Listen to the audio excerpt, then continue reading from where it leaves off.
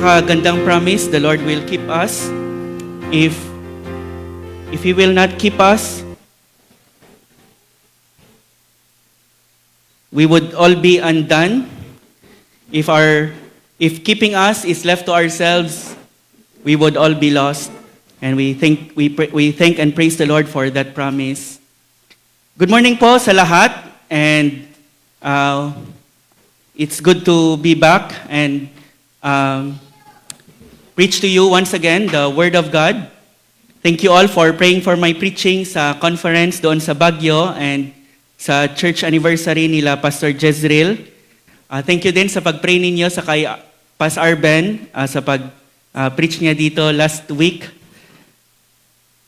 Before tayo mag-continue ng study natin ng second half of the book of Ephesians. The book of Ephesians is divided into two. The first are mainly deals with doctrine, and the second are mga practical, mga exhortations ni Apostle Paul. And before tayo pumunta sa chapter 4 of the book of Ephesians and continue our series, I want to share with you ang message na shinare ko sa church nila ni Pastor Jezreel last week, Way of Life Baptist Church in Baguio. And I entitle our message this morning, Portraits of a Faithful Church Member. Portraits of a Faithful Church Member. If ang Panginoon magpe-paint ng portrait ng life mo, ng spiritual life mo, what would it look like today? What would it look like?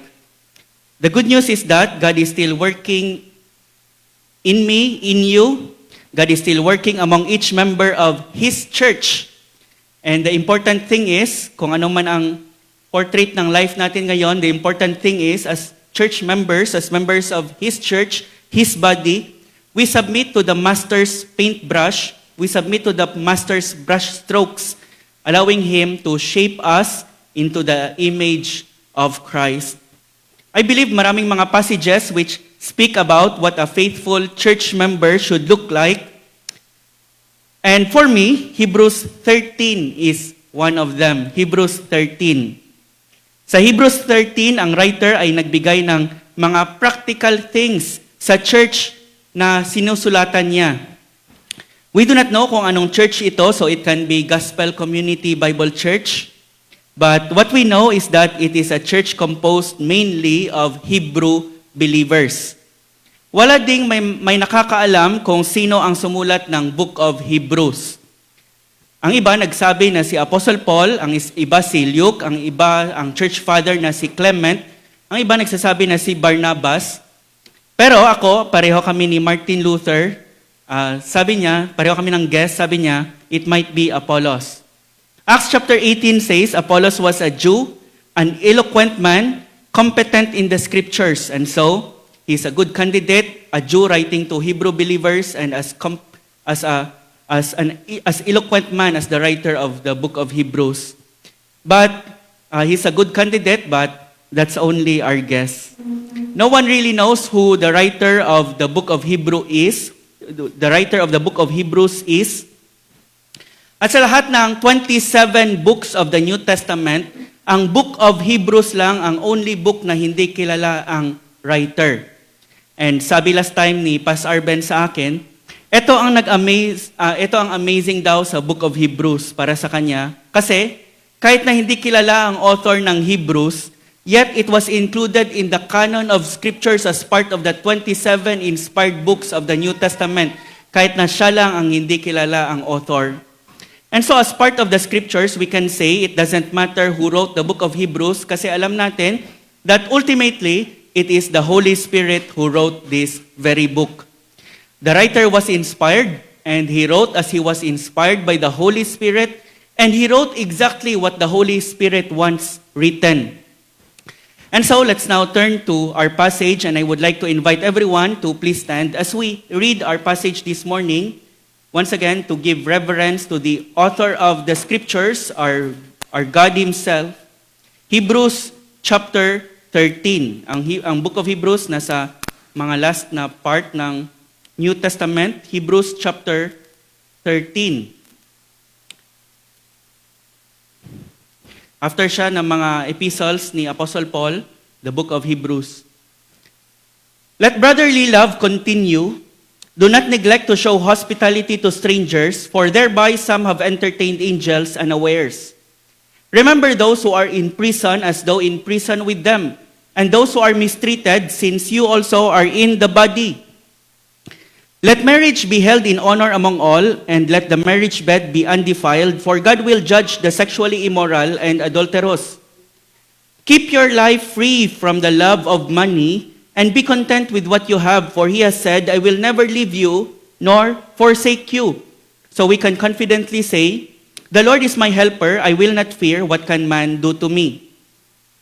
Remember your leaders, those who spoke to you the word of God. Consider the outcome of their way of life and imitate their faith. Jesus Christ is the same yesterday and today and forever. Do not be led away by diverse and strange teachings, for it is good for the heart to be strengthened by grace, not by foods which have not benefited those devoted to them. We have an altar from which those who serve the tent have no right to eat. For the bodies of those animals whose blood is brought into the holy places by the high priest as a sacrifice for sin are burned outside the camp. So Jesus also suffered outside the gate in order to sanctify the people through his own blood. Therefore, let us go to him outside the camp and bear the reproach he endured. For here we have no lasting city, but we seek the city that is to come. Through him then, let us continually offer up a sacrifice of praise to God, that is, the fruit of lips that acknowledge his name. Do not neglect to do good and to share what you have, for such sacrifices are pleasing to God. Obey your leaders and submit to them, for they are keeping watch over your souls, as those who will have to give an account. Let them do this with joy and not with groaning, for that would be of no advantage to you. Pray for us, for we are sure that we have a clear conscience, desiring to act honorably in all things. I urge you the more earnestly to do this in order that I may be restored to you the sooner. Now may the God of peace, who brought again from the dead our Lord Jesus, the great shepherd of the sheep, by the blood of the eternal covenant, equip you with everything good that you may do his will, working in us that which is pleasing in his sight, through Jesus Christ, to whom be glory forever and ever. Amen. I appeal to you, brothers, bear with my word of exhortation, for I have written to you briefly. You should know that our brother Timothy has been released, with whom I shall see you if he comes soon. Greet all your leaders and all the saints. Those who come from Italy send you greetings. Grace be with all of you. Let's pray. Father, these are your words, and we pray that you will help us to be doers of your word and not hearers only, deceiving ourselves. Help us as we study this passage, this part of your scripture, that our hearts may be fertile, ready to accept your word, and so that your word, Lord, will bear fruit in our lives.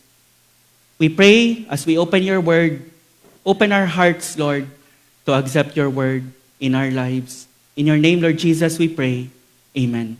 Please be seated, brothers and sisters, friends.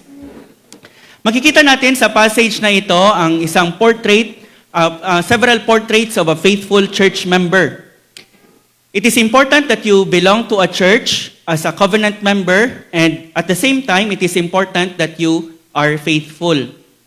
Ang theme of the book of Hebrews is the superiority of Christ.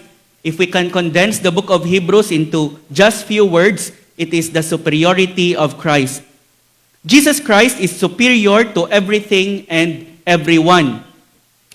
Dahil sa persecution na na-experience nila, ang mga Hebrew believers ay tempted to forsake Christ and to return to Judaism. But the author persuades them never to do that. Why turn away from Christ to infinitely lesser things that will not profit, that will not benefit them, when Christ is infinitely superior to anyone and anything, when he is a sure Savior able to save them completely. The author argued that Christ is superior over angels. That is why God commanded the angels let all God's angels worship him. Christ is superior over Moses. Moses was faithful as a servant. Moses was faithful in all God's house as a servant, but Jesus Christ was faithful in God's house as a son. Christ is superior over Joshua. Joshua had given them, the people of God, temporary rest, but Jesus Christ will give us eternal rest. And so Jesus Christ is superior over Joshua. Jesus Christ is superior over Aaron and his Levitical priesthood. And Christ is superior over the old covenant. That is why unlike sa mga priests na nag-o-offer continually ng mga animal sacrifices, Jesus Christ offered up himself once and then seated at the right hand of God, meaning to say his job was complete. Christ is over all and above all, he is superior. And a faithful church member values Christ in his life above anyone and anything. Hebrews 13 is a portrait of a Christian who values Christ above anyone and anything. What does that kind of life, that kind of life that values the superiority of Christ, what does it look like? We can see a portrait of that kind of life in Hebrews 13. At the same time, Hebrews 13 shows us a life of faith in action. Life of faith in action. If you remember, ang Hebrews 11, what is it all about? It is about the men and women famous for their faith, the faith hall of fame in the scripture. Hebrews 12 encourages believers to live by faith, looking to Jesus, the author and the finisher of our faith. So Hebrews 13 is a life of faith in action, especially in the Christian's church life. So Hebrews 13 can be called portraits of a faithful church member.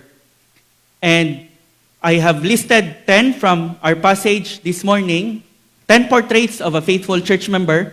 And the first portrait of a faithful church member is loving. Loving. Let brotherly love continue.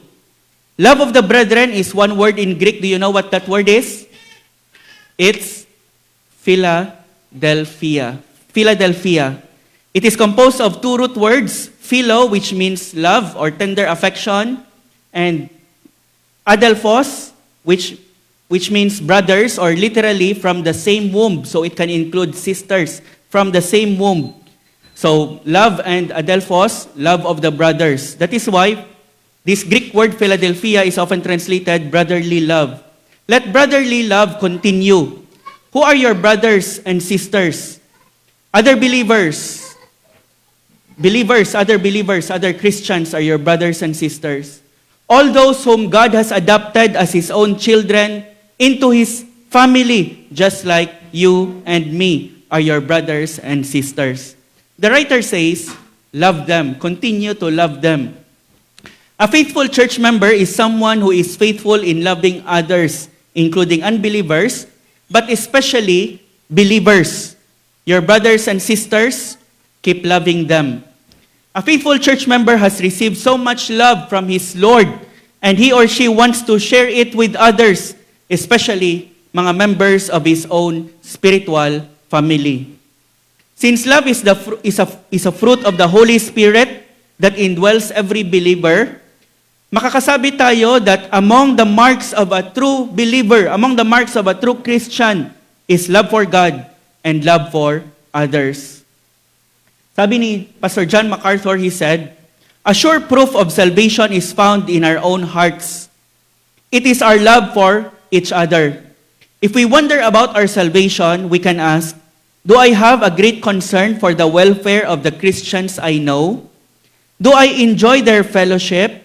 Do I show my concern by ministering to their needs?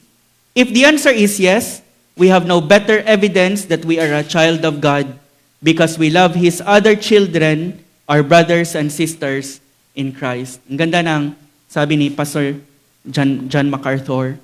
That is why, if makikita natin, ang writer, nag-a-assume siya that they are already loving one another. He just wants their love to their brothers and sisters to continue. Let brotherly love continue, or in some translations, keep loving the brothers. Jesus said, by this shall all men know that you are my disciples if you have love for one another. We will be known as Christ's disciples, not by our Spotify playlist, not by our social media posts, not by the t-shirts we wear, but by our love for one another. It's not by our theology, or by our church programs, or by our church music, or by our religious talk that we will be known as Christ's disciples, but by our love for one another. Si Apostle John, he said in 1 John chapter 4 verse 7, "Beloved, let us love one another."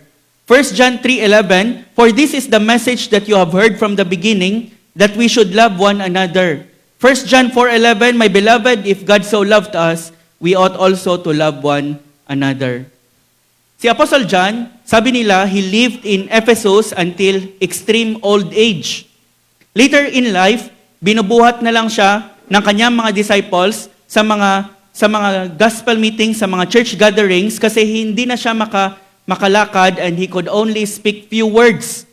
It was said that during these gatherings, he usually says nothing but, "Little children, love one another. Little children, love one another."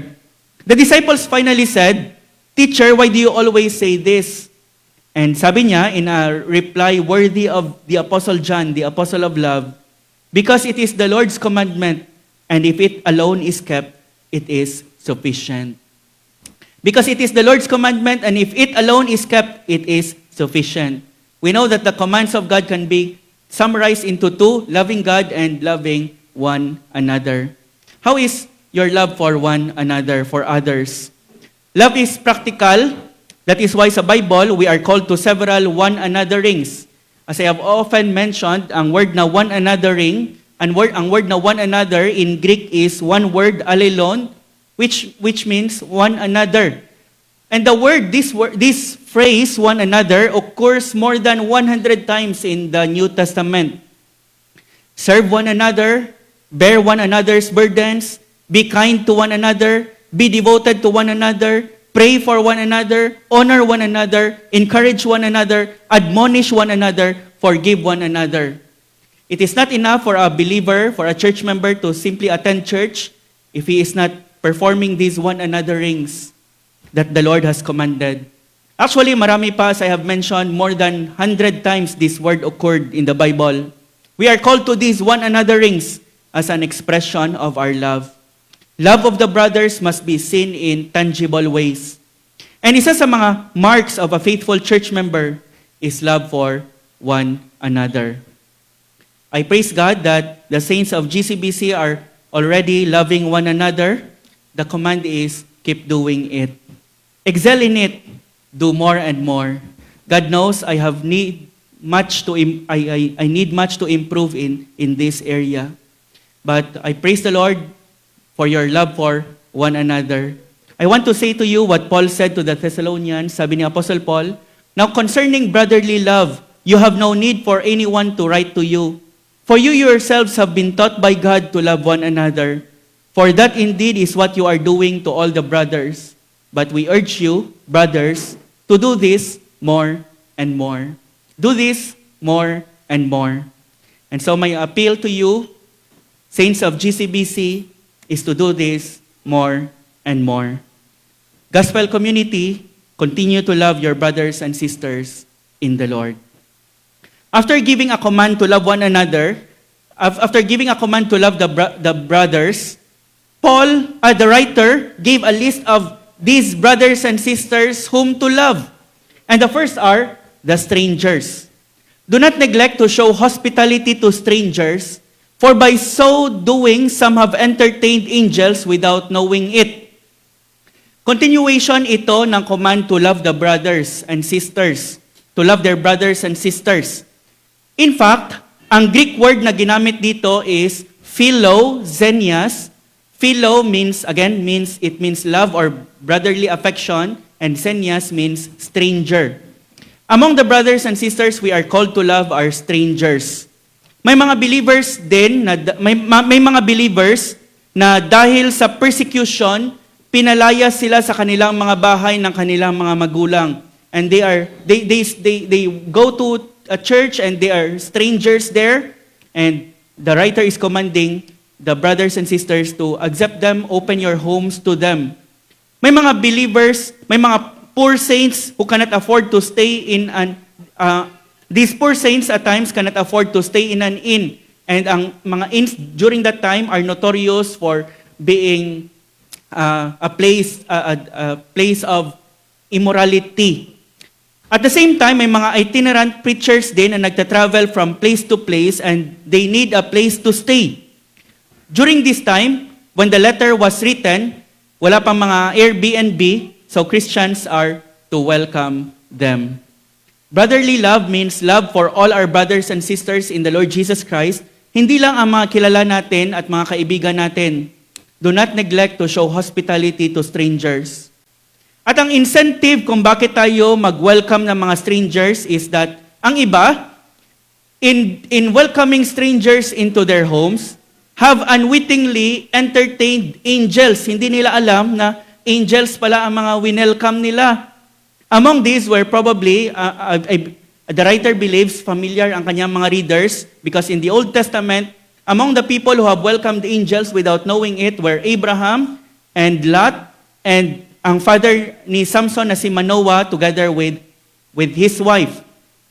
Isa sa mga ways to fulfill this command is to meet and befriend strangers at church and to entertain them with warm Christian hospitality. May mga strangers at church, befriend them, and if possible, welcome them into your homes. In 1 Timothy chapter 3 verse 2, Titus chapter 1 verse 8, hospitality is listed as one of the criteria for becoming an elder of the church. Sa 1 Timothy chapter 5 verse 10, sabi ni Apostle Paul, hospitality is a mark of a spiritual woman. Paul commanded the believers in Rome, contribute to the needs of the saints and seek to show hospitality. Seek to show hospitality.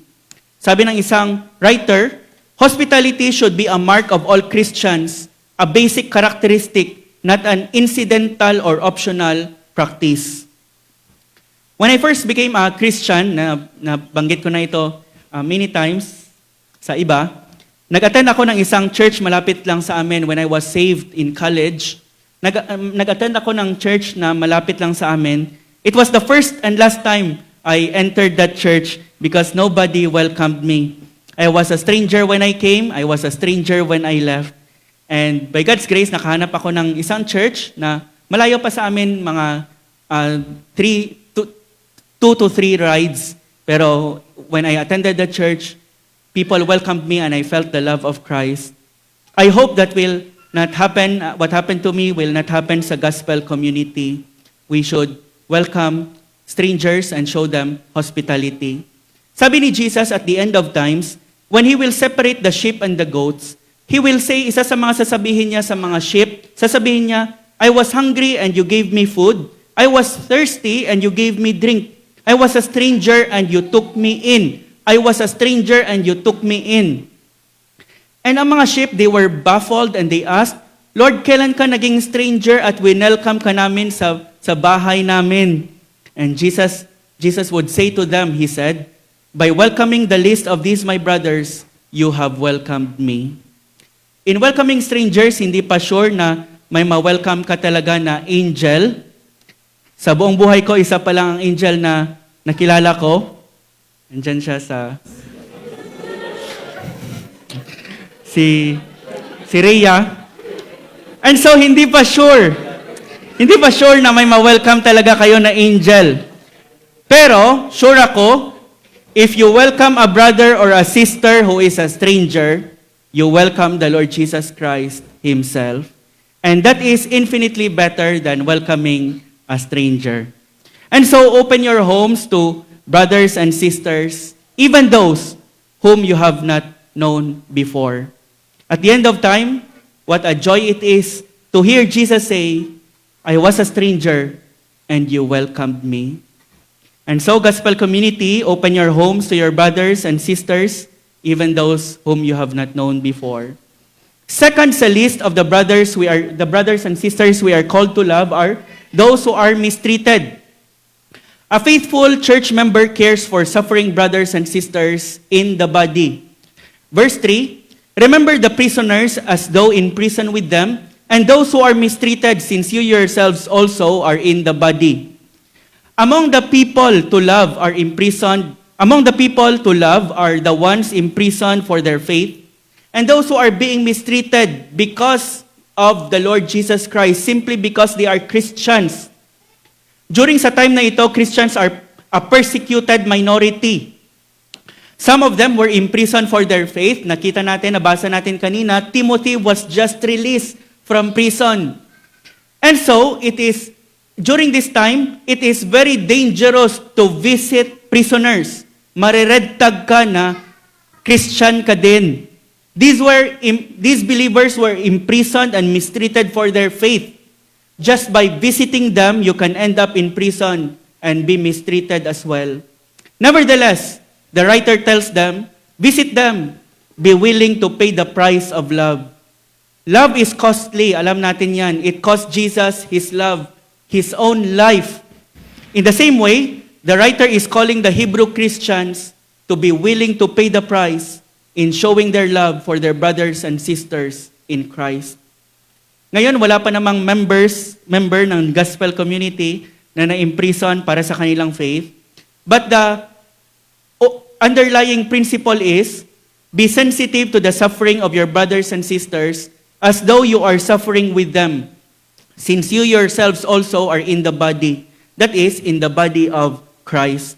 If my brother or sister ka na hospital or suffering one form of another, in need of material things, empathize with them and let your love for them cost you something. Open your hearts to see their suffering, and then open your eyes to see their suffering, and then open your heart, open your hand, open your pockets. Be caring, and the reason the writer gave is, you are in the same body. The suffering of one should be the suffering of the others. Kung may sakit ang daliri mo, the whole body suffers. The other members of the body are affected. Other parts of the body care for that part of that body which is in pain. In the same way, you should care for the other members of the body who are suffering. This is the first portrait of a faithful church member, loving. The second portrait that we can see from our passage of a faithful church member is pure. Pure and loyal. This can still be under the first portrait, love for your spouse, love for holiness or for purity. Verse 4, marriage is to be held in honor among all, and the marriage bed is to be undefiled. For the sexually immoral and adulterers, God will judge. A faithful church member loves his or her spouse, and strives to live a life that is pure and holy before the Lord. Ang passage natin nagsasabi, the marriage bed is to be undefiled. In other words, do not let your marriage bed sa mga married, do not let your marriage bed become dirty in the eyes of God. Sa mga married couples, your marriage bed can be a venue of your worship to God. You can worship God not just in the church, but also in the marriage bed. Whether you eat or drink or whatever you do all to the glory of God. Included in whatever you do is what you do in the marriage bed. Never ever divorce the marriage bed from the glory of God. The marriage bed is to be undefiled. Sex is good in the eyes of God. It is not Satan's idea. It is God's idea. He created it for procreation and for protection. But outside of marriage, sex is ugly, destructive, and damning. When we distort the design of God and divorce sex from marriage, either through sexual immorality or adultery, God says you are defiling the marriage bed. That is, you are making your marriage bed dirty in my eyes. The writer is saying, do not let your marriage bed become dirty in the eyes of God.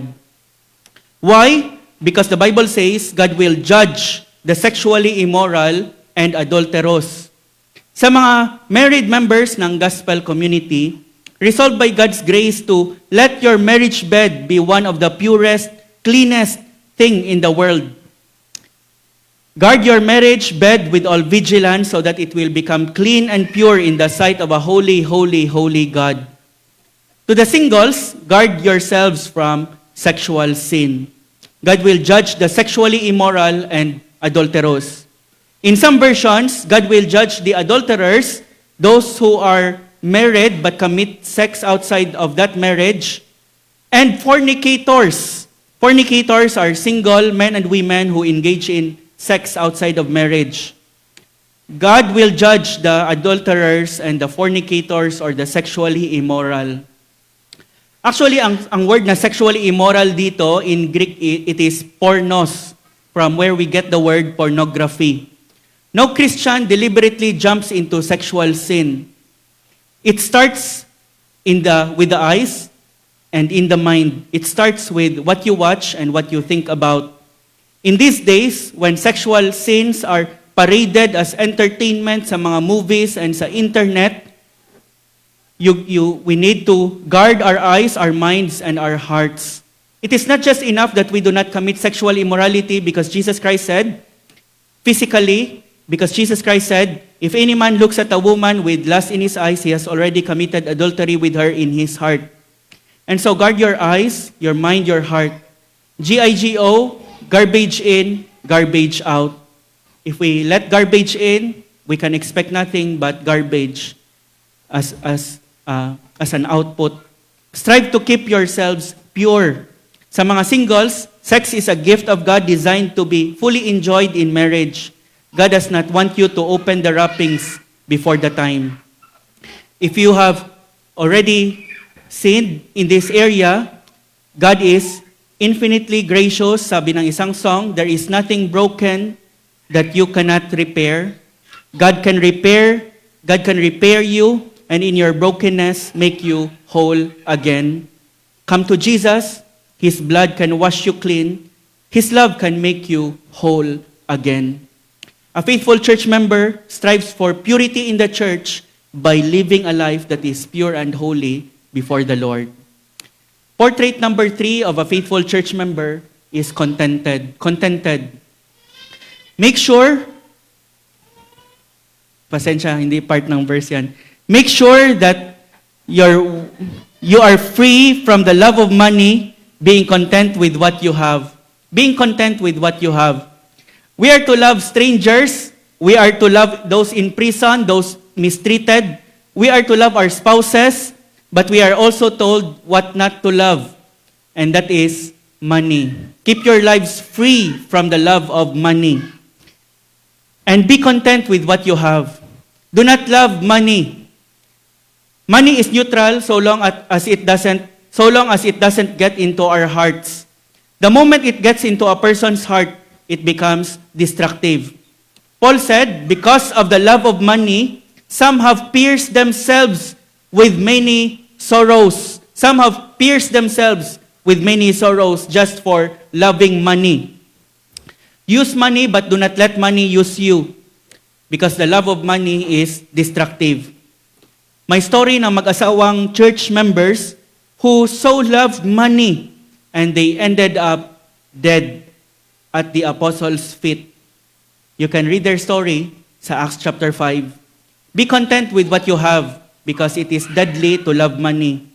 Ang rason, sabi ng writer, because he himself has said, I will never leave you nor forsake you, so that we can confidently say, the Lord is my helper, I will not fear what can man do to me.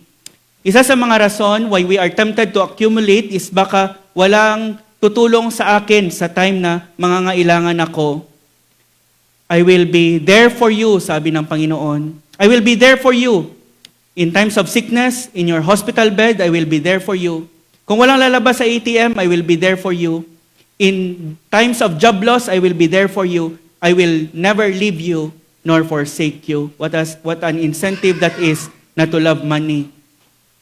You should save for future needs, but not like those who have no God to be with them in the time of their trouble. Isa sa mga antidote for the love of money is giving. Giving. Isa sa mga mahirap para sa isang pastor na i-teach sa church is giving dahil Maraming mga false teachers ngayon na puro na lang giving ang tiniteach. But I would be a derelict in my duty as a pastor if I would not teach you about biblical giving. Last time, tinanong ko si Pastor Edwin kung nagtiteach siya ng giving sa church niya, and sabi niya, yes. Sabi niya, hindi dahil need ng church ang kanilang pera, ang pera ng mga members, but because if I do not teach giving to my members, they will become worldly. They will become worldly. Sabi ni John Wesley said, "Money never stays with me. It would burn me if I did. I throw it out of my hands as soon as possible, lest it should find its way into my heart." I throw it out of my hands as soon as possible, lest it should find its way into my heart. That is true, and I could not agree more. Sa Old Testament, they gave a tithe. That tithe simply means 10%. Actually, sa Old Testament, the required giving would amount to mga 23.3%. Sabi ng Panginoon sa kanyang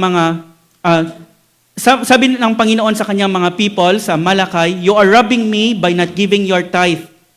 Some people are quick to dismiss tithing as part of the Old Covenant, and so they simply give God 1%, 2%, 3%.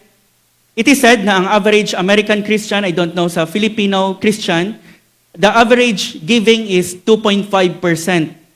Para sa kanila, it's an excuse to give less than the tithe because we are under grace giving. In short, kahit magkano na lang ang ibigay natin sa Panginoon, because we are under the new covenant, hindi na tayo under the old covenant where tithing belong. But if wala tayong minimum standard in our giving, we end up giving God our leftovers. And so I agree with Randy Alcorn when he said that tithing is the training wheels of Christian giving. Ito ang sabi niya, without a guidepost, where do you start your giving? Why not start where God had His people start throughout the Old Testament? Why not start with the tithe, but don't stop there? And by the way, hindi nag-start ang tithing when God gave the law through kay Moses. Long before the law was given, the people of God already gave their tenth to the Lord. Itong example in Genesis chapter 28, before the law kay Jacob, then Jacob made a vow saying, "If God will be with me and will watch over me on this journey I am taking, and will give me food to eat and clothes to wear, so that I return safely to my father's household, then the Lord will be my God. The Lord will be my God, and of all that you give me, I will give you a tenth." I like what Pastor Edwin said. Giving a tenth is Jacob's way of recognizing God as his God. Abraham also gave a tenth to Melchizedek because he recognized that Melchizedek was a priest of God Most High.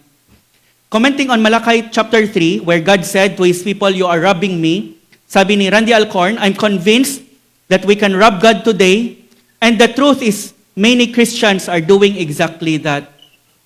Sa early church, tithing never became an issue because they went so far beyond the tithe. Makikita natin sa early chapters of the book of Acts, Christians gave whole piece of lands. Kaya na-encourage din sila ni Ananias and si Sapphira to sell their land, pero only a portion, they kept a portion for themselves and made it to appear that they gave everything, and they ended up dead. Because the example of Christians like Barnabas was selling their whole lands to give to the church, to give to the people in need in the church.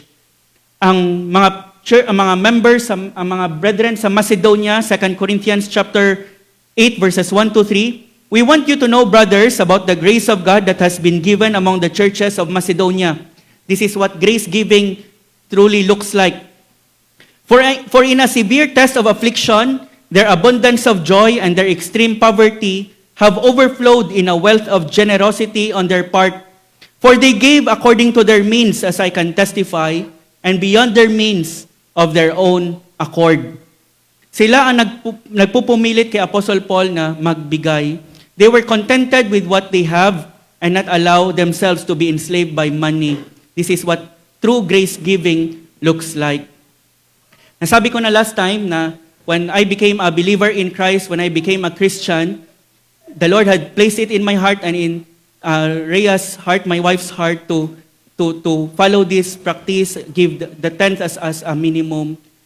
Kahit na nung student pa lang ako and I only had my allowance, and nung nag-staff ako ng Campus Bible Fellowship when the allowance was barely enough, the Lord this had been my practice, and the Lord had never been unfaithful sa pag-provide ng needs namin. These Christians gave out of their poverty, sabi ni Apostle Paul.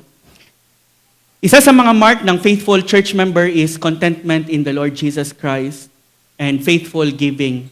And so portrait number 3, contented and joyful giver. Portrait number 4, imitator.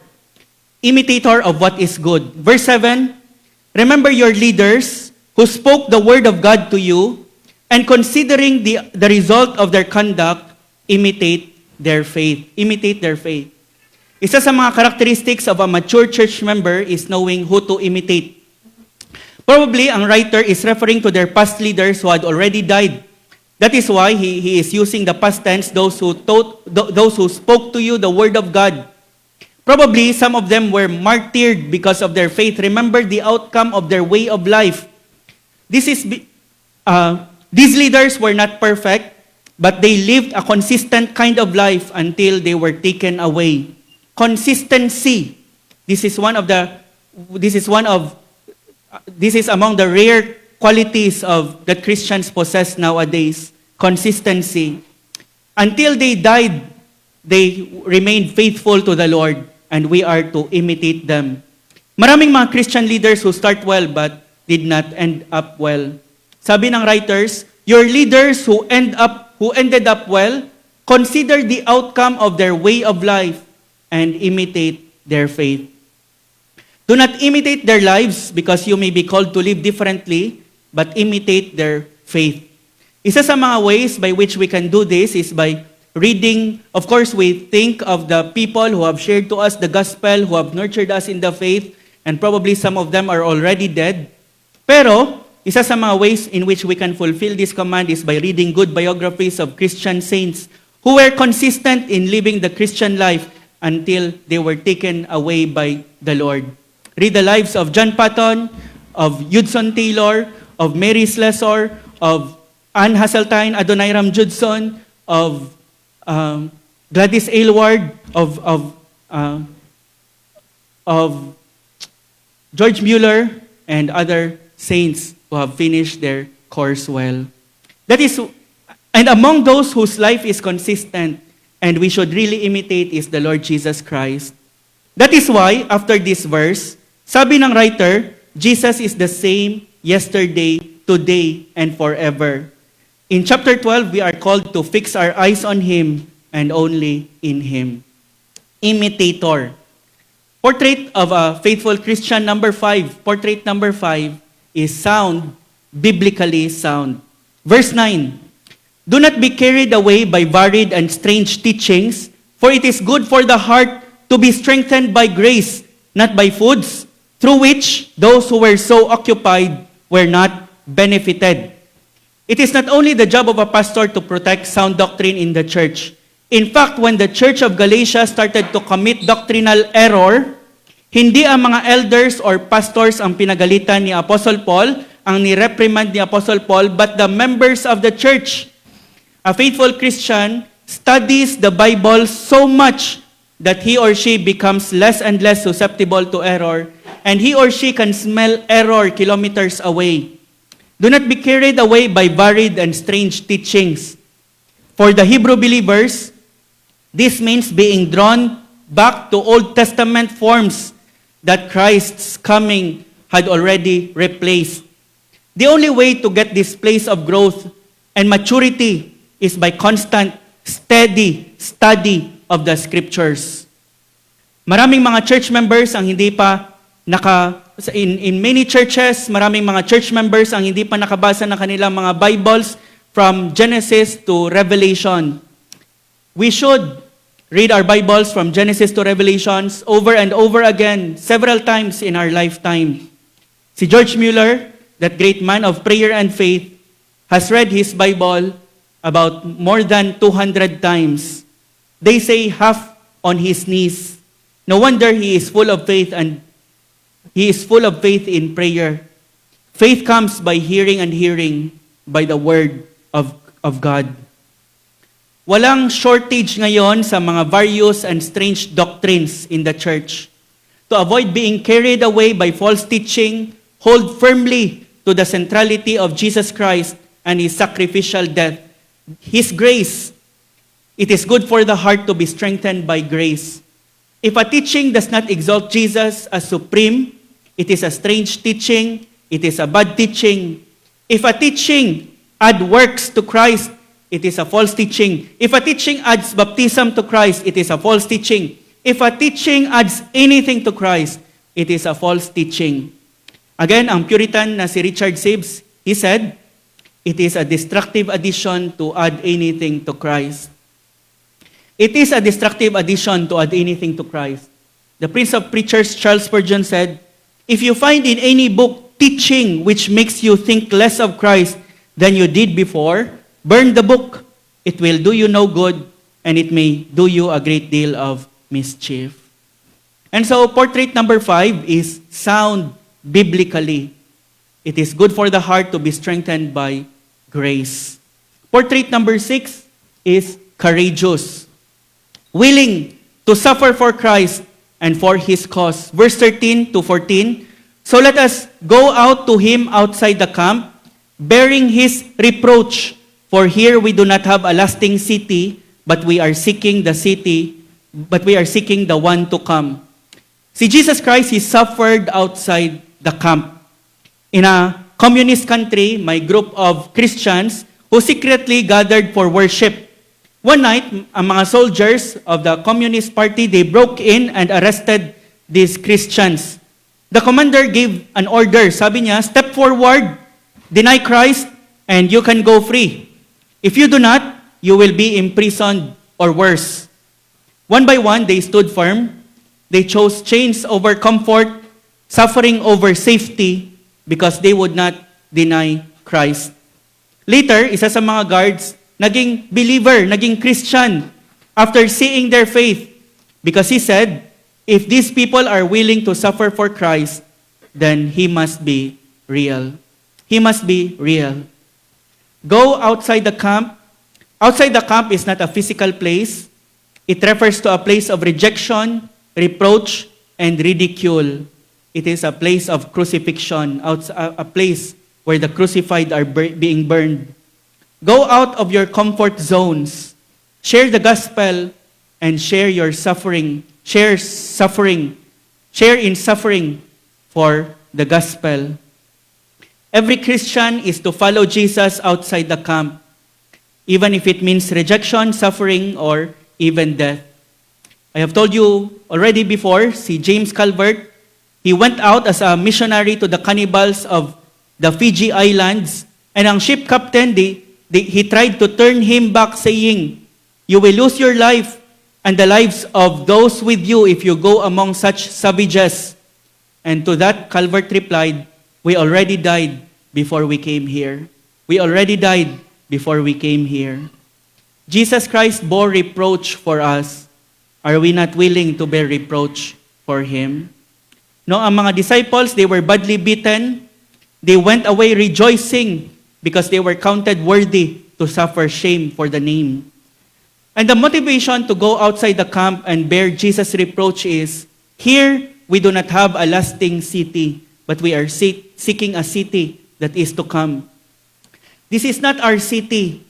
Our eternal home is infinitely much beautiful, and we should look forward to it.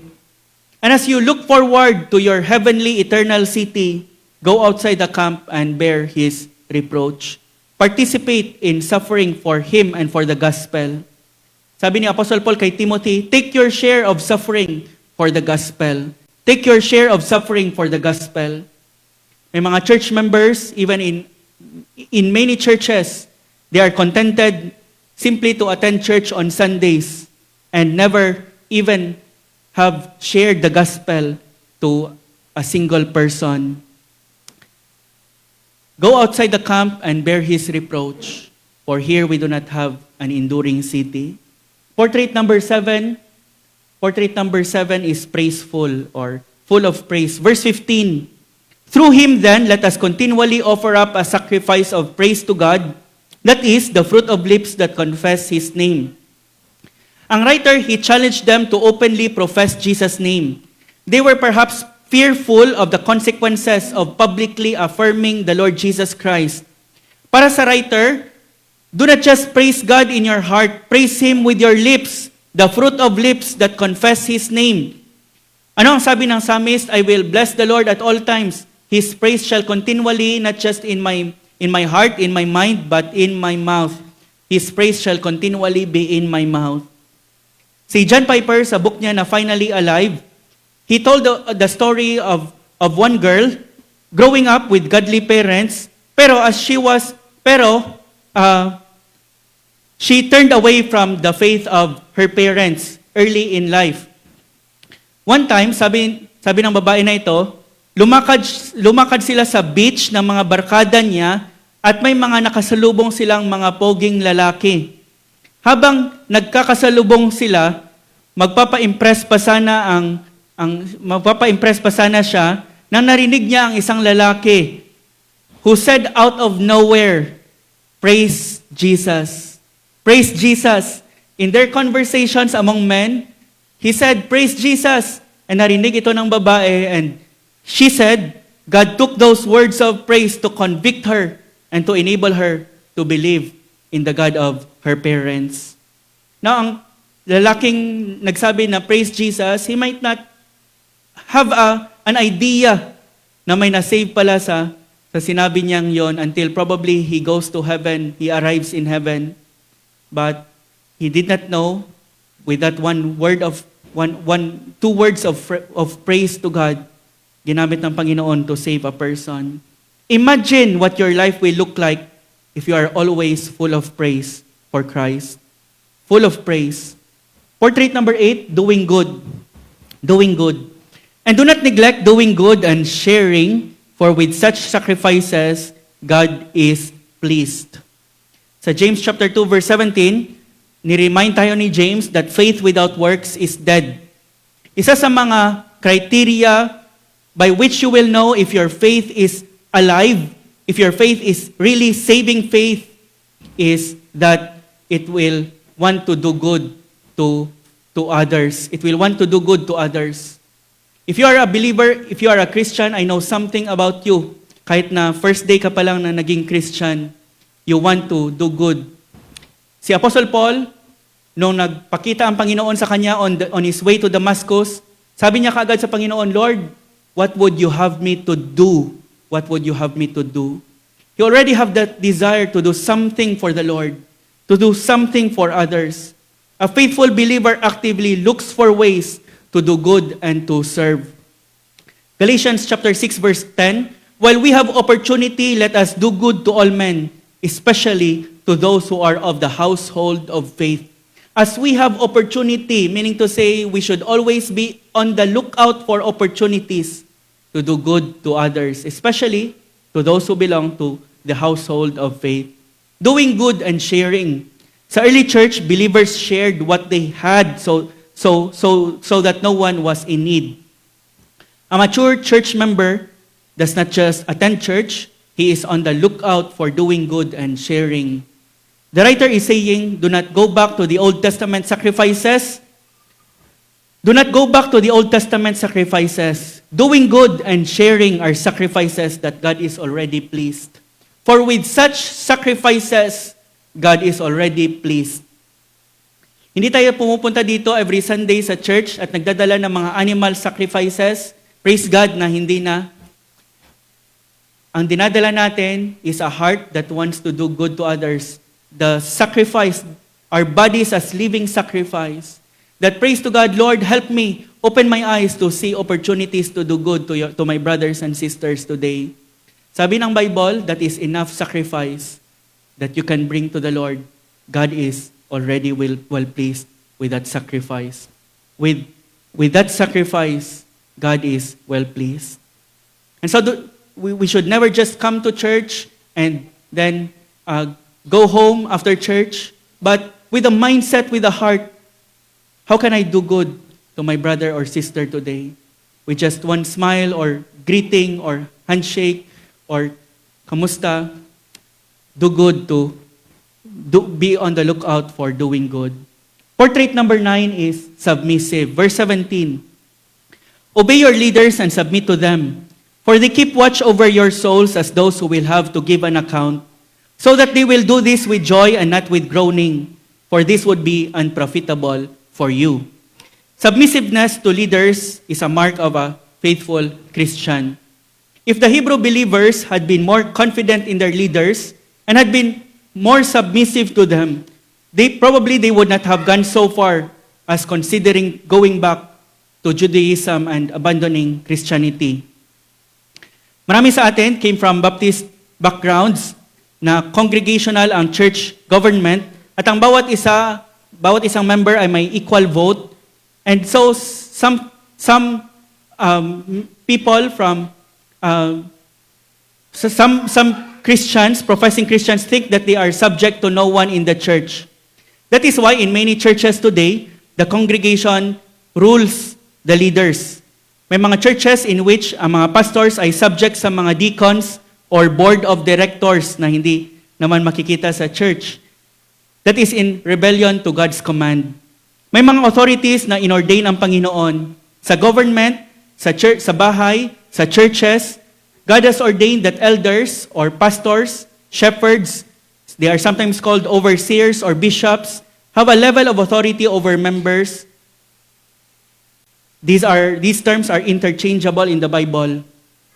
For sure, we are not called to blind submission, but when the leaders teach God's word, especially on the essential doctrines and life of faithfulness, we must all submit. Our church is still a young church, and we are praying for plurality of elders in our church. Pray that God will raise up godly elders sa church. Pero the Bible says, the Bible says ang responsibility ng members if what the pastors teach is in line with God's word, the members must faithfully submit. If they tell you to keep your devotions, if they tell you to not to be absent on Sunday worship, if they tell you may ganyang activity, we should attend. If they tell you not to attend this conference dahil hindi sound, if they tell you not to marry this person dahil hindi believer, if they tell you something na hindi taliwas sa sinasabi ng Bible, for your own joy, you should be careful to obey and submit to the God-ordained leadership in the church as His under-shepherds. At ang rason why the members should submit is, for they keep watch over your souls as those who will give an account. Mas mahirap ito kaysa sa mag-submit. The job of the pastors is to lead and live in such a way that they will be ready to give an account to the chief shepherd anytime. So that they will do this with joy and not with groaning, for this would be unprofitable for you. A pastor's joy in their ministry is crucial for the benefit of their church. For the benefit of the church. If a pastor is not joyful in the Lord, he will be of no advantage to his members. He will be of no good to them. He will be of no blessing to them. He will be of no help to them. Sabi ni Pastor John Piper, there is a kind of joy without which your pastors will be of no advantage to you. There is a kind of joy without which your pastors will be of no advantage to you. And he added, so seek your pastor's joy for the sake of your joy. One of the ways we can do that is by godly submission. The Word of God says one of the characteristics of a faithful church member is obedience and submission to godly leaders. And the last, number 10, is prayerful. Last portrait of a faithful church member is prayerful. Pray for us, for we are convinced that we have a good conscience, desiring to conduct ourselves well in all things. And I urge you all the more to do this, so that I may be restored to you the sooner. Si Apostle Paul, whenever he writes to other churches, to other Christians, to some churches, he would always say, pray for me, pray for me. And so if the Apostle Paul asks for prayer, sino si Apostle Paul? He wrote 13 of the 27 letters in the New Testament, books of the New Testament. He is a missionary without any equal in the history of the church. And yet he always asks his people to pray for him. How much more your pastor?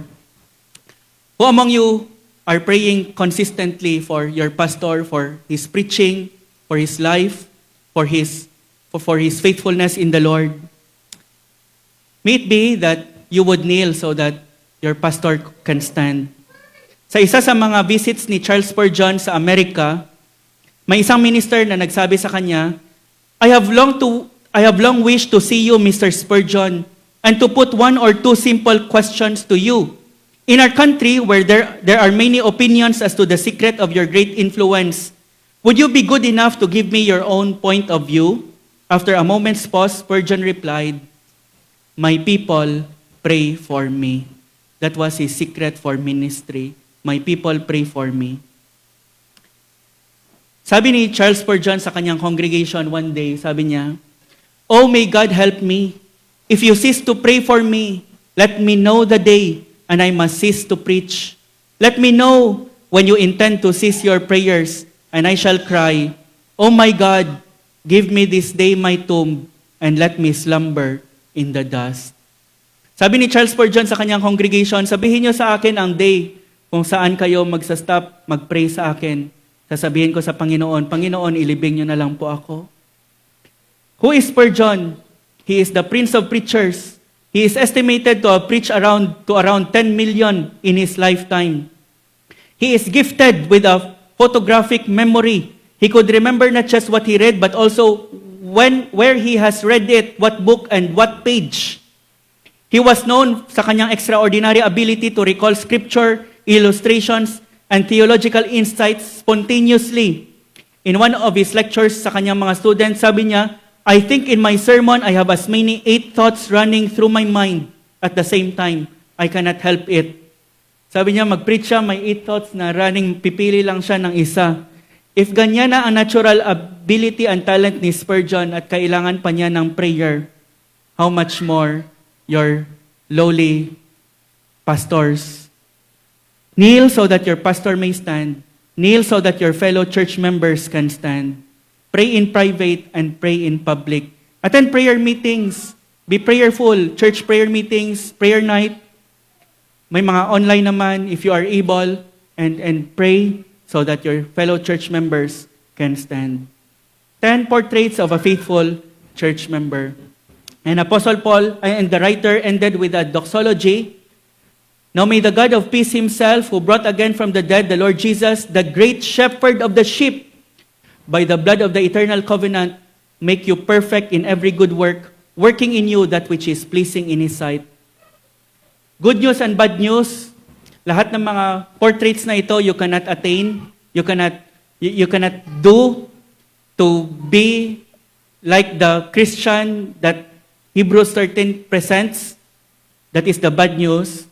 But the good news is, by the blood of the eternal covenant, He may equip you for everything good, that you may do His will, working in you that which is pleasing in His sight. The doxology tells us that Jesus Christ did not just die for our justification, Jesus Christ died also for our sanctification. To make you perfect in doing good, working in you that which is pleasing in His sight. Jesus Christ died in order that you can do all that God wants you to do and be all that God wants you to be. Let us pray. Let us come before the Lord in individual silent prayer. And let us examine ourselves. If God is to make a portrait of our lives, what does it look like? Would we resemble the portrait of a faithful church member of Hebrews 13? If you are here and you are not yet a believer of Christ, you are not yet a Christian, you find out na wala pa ang mga marks of being a Christian sa life mo, much less being a church member. Come to the Lord Jesus Christ, confess your sins, repent of your sins, and put your faith in the Lord Jesus Christ. Embrace Him as your Savior and as your Lord, as your only hope for salvation. And be a member, covenant member of this church, of the church where God placed you, where God has placed you. And be a committed, faithful church member. Let us pray. O Lord, if you are to make a portrait of our lives, we confess na ang layo pa namin sa portrait ni Jesus Christ, who is our standard, who is our goal. And we pray, O Lord, that you will continue to work in our lives so that our portrait will resemble the portrait of our Lord and Savior Jesus Christ. In His name we pray. Amen.